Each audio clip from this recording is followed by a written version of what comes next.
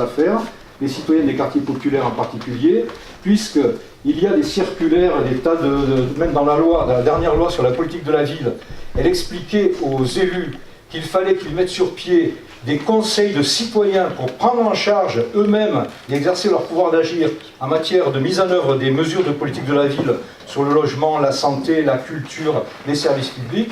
Et on sait qu'en réalité, moi-même j'ai participé à des réunions en préfecture où ce que disait le préfet aux élus, c'est bon, vu le délai qu'on vous impose, vous n'avez pas le temps, et bien confiez ça au conseil de quartier, etc. Et ce n'était pas du tout une prise en charge des citoyens qui exerçaient leur pouvoir d'agir.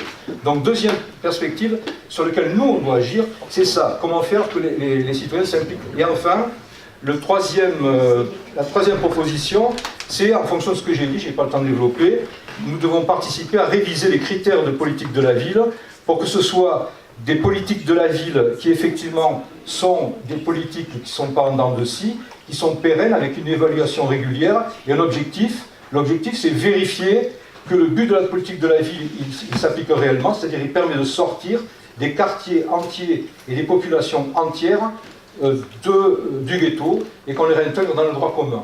Mais ça, il faut effectivement avoir des instruments et des critères de suivi, autrement c'est du pipeau et c'est voilà, c'est de la poudre aux yeux. Merci beaucoup.